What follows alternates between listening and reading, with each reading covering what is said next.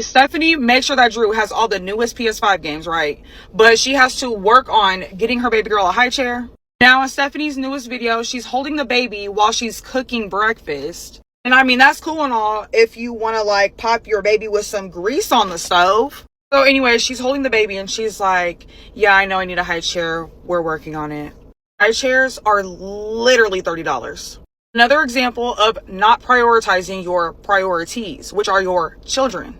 I'm actually 100% sure that there are churches that would even give you a high chair if you like just called in so that you needed one. Also, them kids have been stuck in that motel all summer long. And Stephanie has been promising them that they're going to a water park and she still has not taken them. Also, what's going on with the GFM money that they've been trying to raise? You can't use some of that you said that was literally going to go to your children? Ooh, let's clock it. The Jenkins situation has still not gotten any better. If anything, it's only gotten worse because Stephanie continues to make excuses for her shortcomings instead of taking accountability and doing what's right. She is now on the whole good mother rebrand, but even in doing this, she is still failing at it terribly. Meanwhile, as she is being the good mom, what is Drew doing?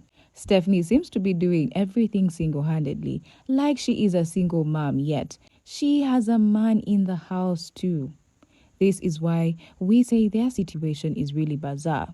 So let's get into it. Let's first look into the 8-minute video that Stephanie posted of original audio telling her viewers to hang out with her as a mom of 5 and on a 9 a.m. to 2 p.m. shift. She framed it like an everyday slice of life clip, but it quickly turned into something deeply concerning. Throughout the entire cooking process, she had her daughter in her arms, cradled on one hip, while the other hand was busy putting strips of bacon into a hot, popping pan of grease. The sizzling, the sputter, the whisk, it was all right there. Imagine for a moment what could have happened with a single slip of her grip or a splash of that scalding grease landing on the baby's delicate skin. Even beyond the cooking hazard, she was feeding her in the same environment, inches from all of it. She knew the risk. In fact, she acknowledged it directly on screen text, noting they knew their baby needed a baby high chair and were working on it. But here's where the contradiction starts to pile up. A functional high chair can be bought new for under $50, sometimes far less at thrift stores, IKEA, or even Facebook Marketplace, all of which she can access. Yet, instead of acting quickly for her child's safety, she is spent on other things without hesitation. A ring light, a laundry basket, small items we've rarely seen her use. Drew himself has managed to snag a $70 game controller off Snap.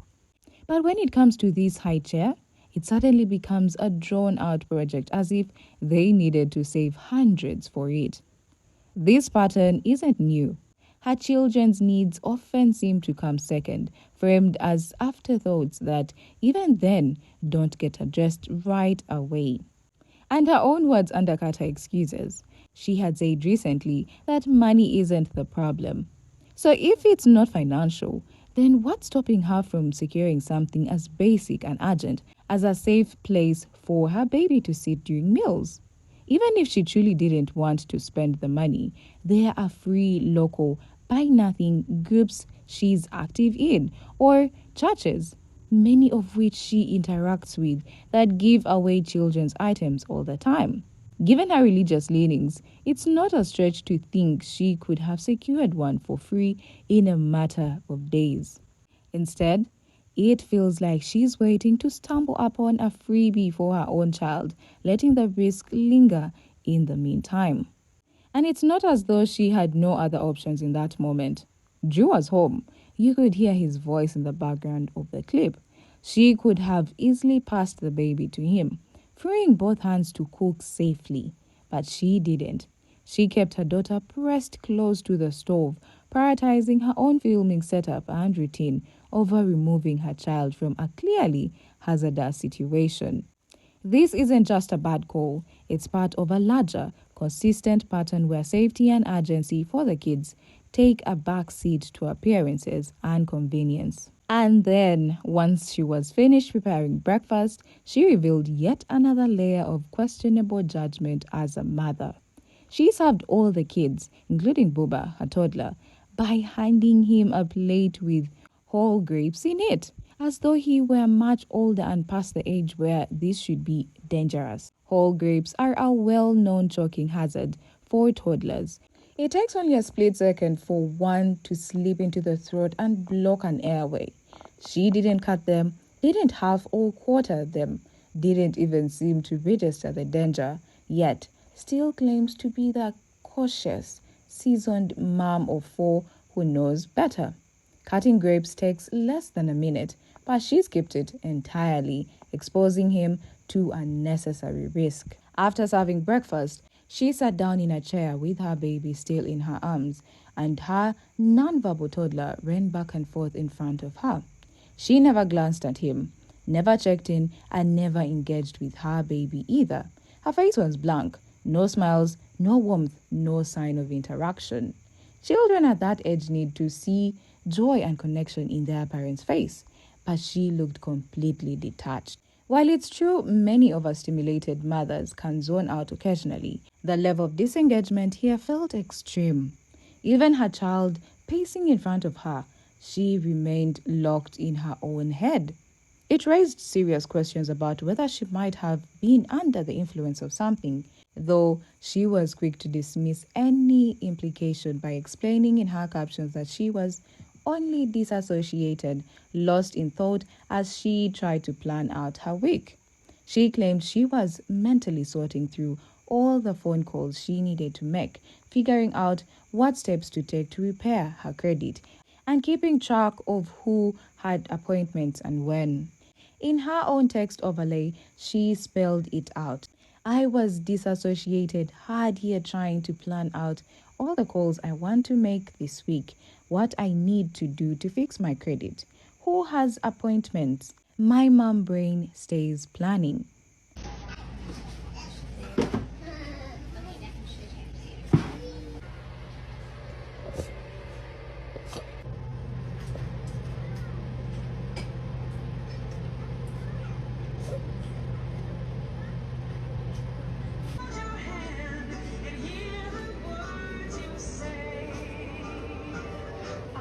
Touch you, I wanna reach you in every single way.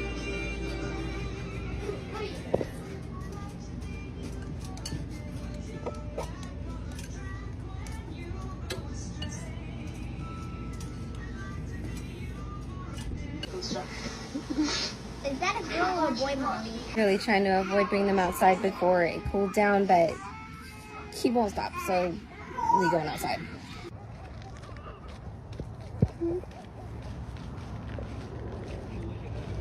On the surface, that might sound like normal mental multitasking, but watching the clip, the depth of her detachment felt different, more intense, more consuming than the casual mental to-do list we all ran through. Her eyes seemed glazed, her posture slack, her attention completely untethered from the lively, unpredictable presence of her children just feet away. She wasn't just distracted, she appeared to be fully absorbed elsewhere, zoning out so completely that it bombarded on emotional absence. In a household with small children, especially a non-verbal toddler needing connection and guidance, that kind of prolonged disengagement can be striking and concerning. And you realize, watching the entire video, that her children stayed closed up in that single room from start to finish, and she still had a ready-made reason for it. She addressed it directly in the captions, almost anticipating that viewers would wonder. And you're probably wondering why we are inside. It's so hot out too for the kids to be playing out. On the surface, that sounds reasonable.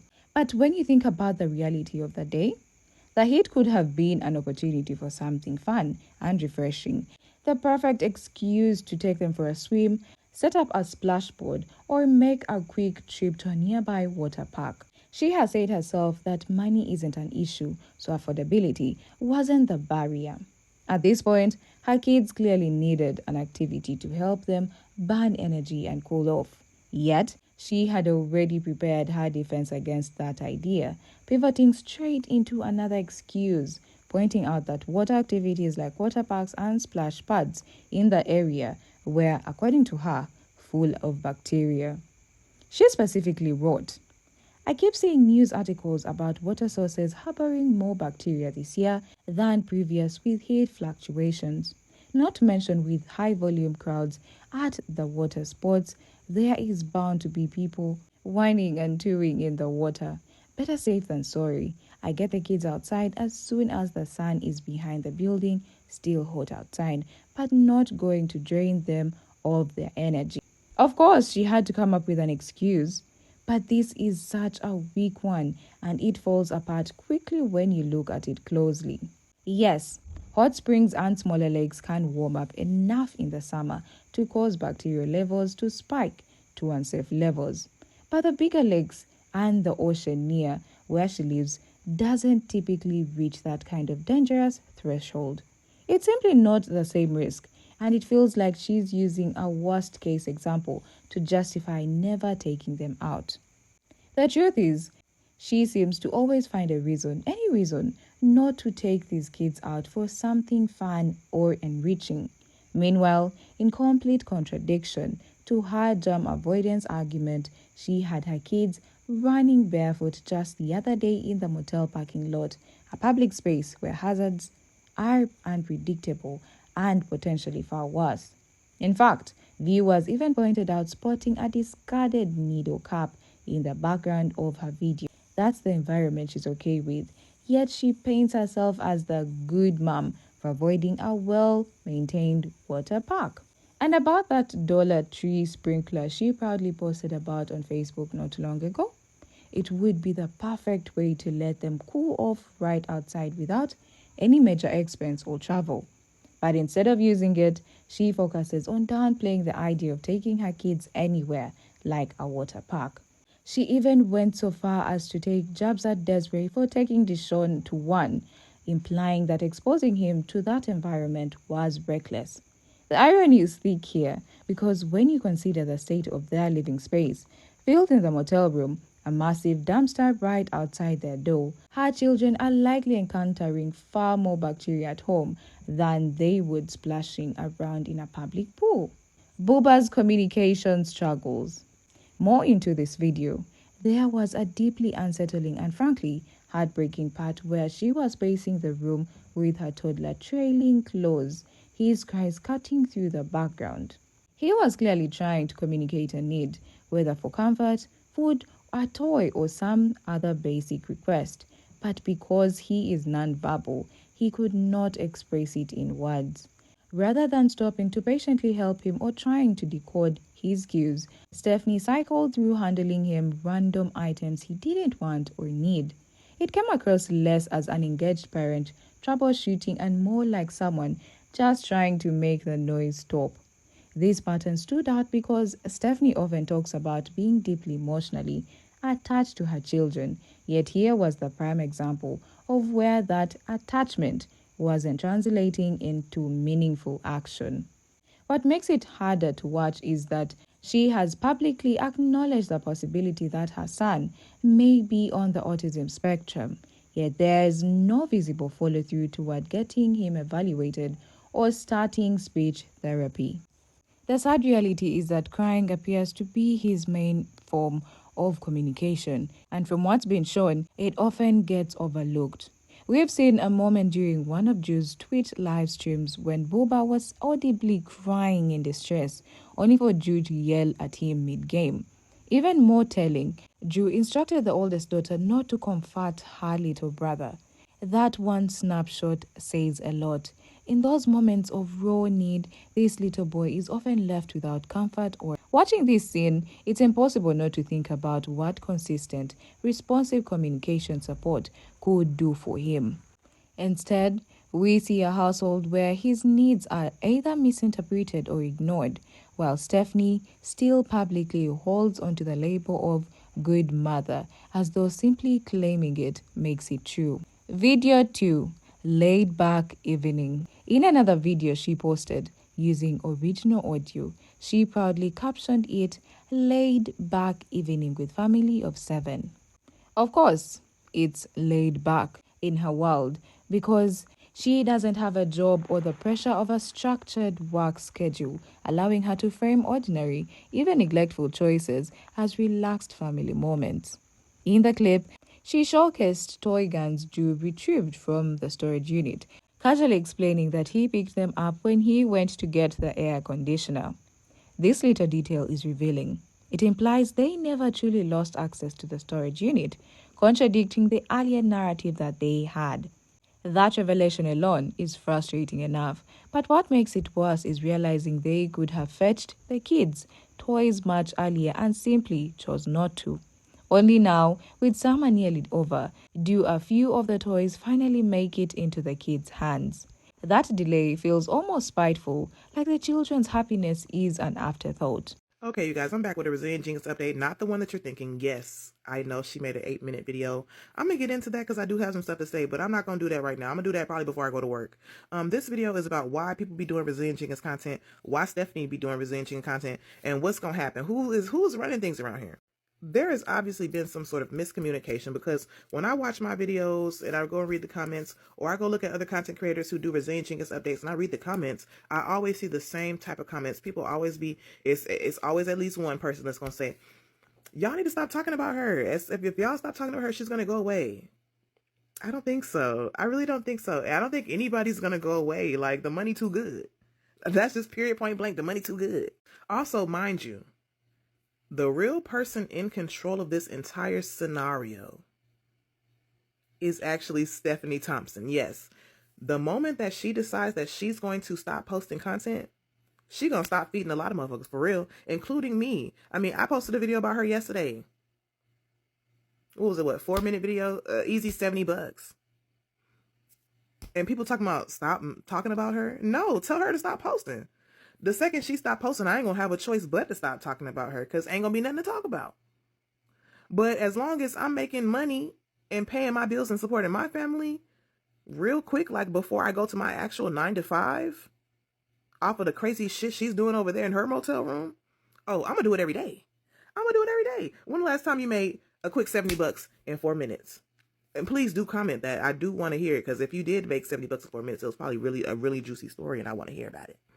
But a lot of people cannot say that they have. Yeah, a lot of people can't say that they have. You know who else can say that they have? Stephanie. Because if I'm making that and my video is about her, I wonder how much she's making on those videos that she's actually posting. And then she has subscribers. A bunch of them too. I think they pay $6? $6.99 per subscriber? I'm not going to do the math. I'm not a mathematician. Y'all can add it up.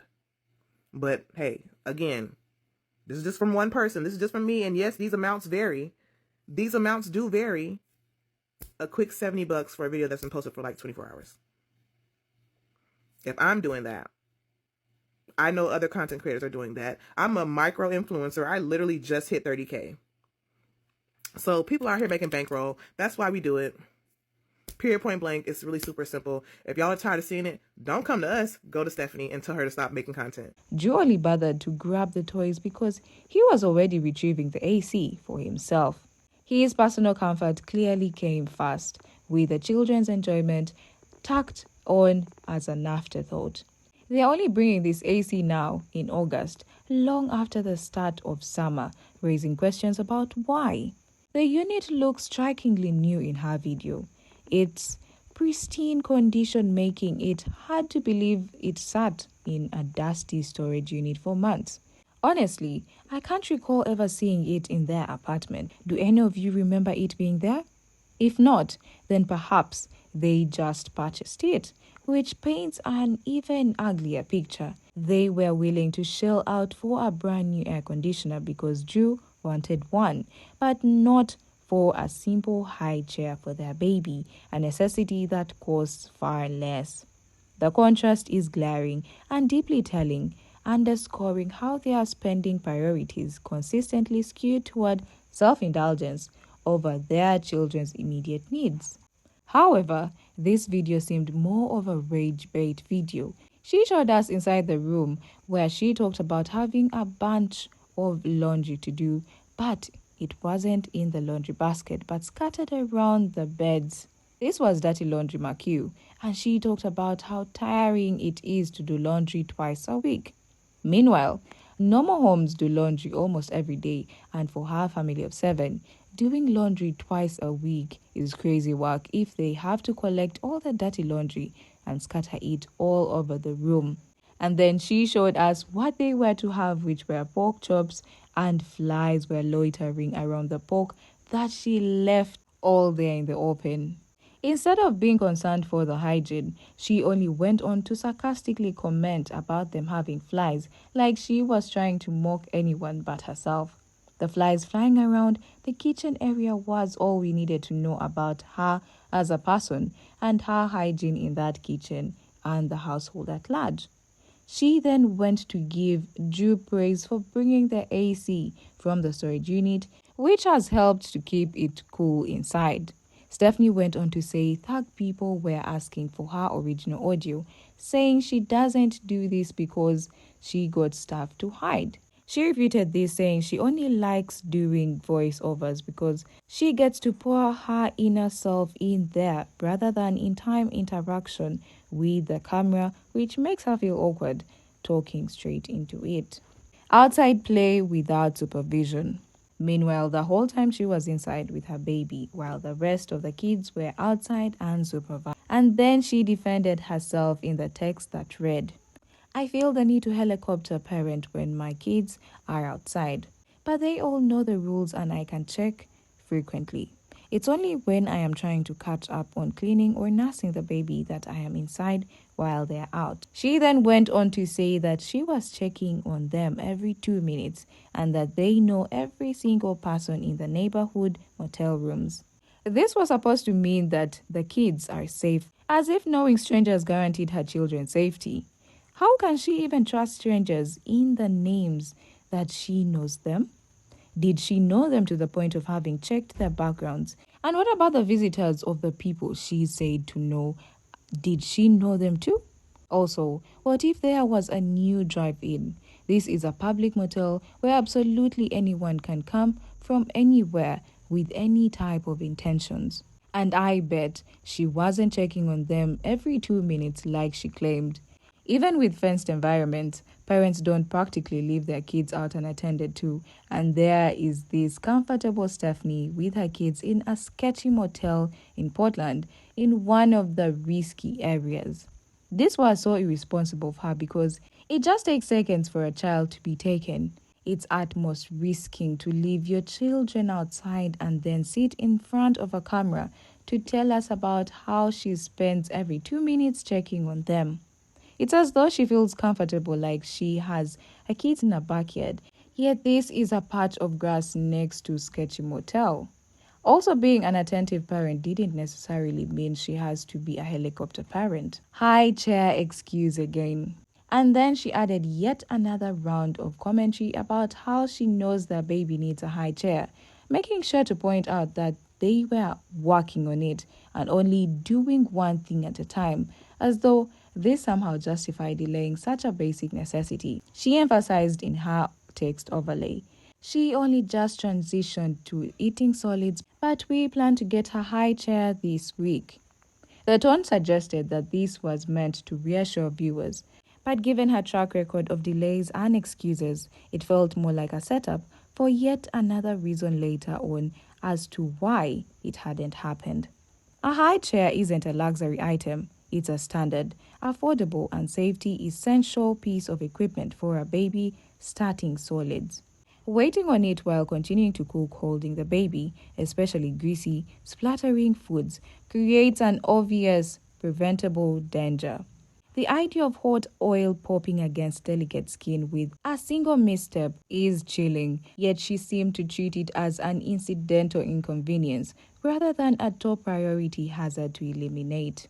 After this, she drifted into a rambling tangent about her identity as a mother. She claimed that after having all her kids, she can't imagine herself without them.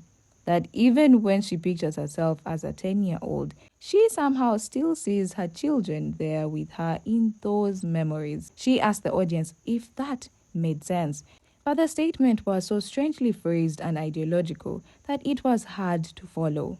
Rather than illustrating deep maternal connection, it came across as muddled, almost performative, leaving the impression that she was reaching for something profound and landing somewhere confusing instead. Night routine unsupervised. At the very end of the video, she chose to feature a scene that instantly raised alarms. Her toddler, clearly visible in the distance, outside alone at night with no shirt on. She cheerfully labeled this moment as their little nighttime unwind time outside and casually added, he knows to get back when he hears cars start, as though that alone were an adequate safeguard. In the background, her voice could be heard praising him with good job, framing the whole thing as normal and even. But to anyone familiar with ongoing concerns about her leaving her child unsupervised, this played almost like intentional provocation, rage bait aimed at those who have reportedly called her out. This wasn't some hypothetical fear either. This same boy has been documented before, appearing in the publicly accessible Google Maps street view of this very motel, standing alone in the parking lot at night with no adult anywhere nearby. Now, she seemed to be openly repeating the same scenario, reframing it as a family routine, which raises an even more unsettling question. Is this so-called routine? Is this little boy regularly stepping outside at night entirely on his own, without any real supervision at all? And incredibly, that's how she chose to end the video. No resolution, no reassurance, just a parting shot of an unsupervised toddler in a risky environment.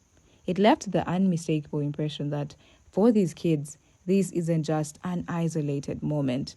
This is the reality of their summer, and heartbreakingly, perhaps the reality of their lives as a whole. Where is Drew? Meanwhile, all this was there, but do you realize Drew wasn't seen anywhere? Stephanie recorded raw footage and audio, but Drew didn't appear to help with anything at all. She even had her kids outside, but had to check on them herself on top of cleaning and... Where was Drew? We only were hearing his voice in the background, but nowhere near helping out or anything. Yet he has always been claiming to help out with cleaning before and after the part-time working. But even in the morning routine, he didn't assist with anything. The evening routine, still no help from him. So when exactly does he do the cleaning and cooking that he is always posting on his channel? Doesn't this mean he only does those things for content and that he doesn't practically help out at all?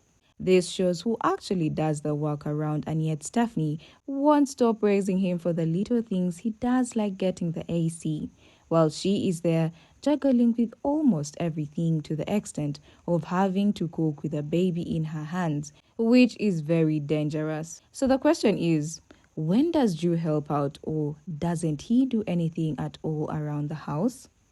Is Stephanie really acing it at being the good mom she thinks she is, or is she far from being that good mom that she wants all of us to be? It's hard to look at all of this and not wonder what's really going on behind the scenes. The pattern is there. Excuses over action, priorities that don't line up with kids' needs, and a partner who's barely present when it counts. No one's expecting perfection from a parent of 5. But there is a big difference between struggling and just not showing up in the ways that matter most. Watching this play out over and over makes it clear that whatever image Stephanie is trying to project online doesn't match the reality these kids are living with every day.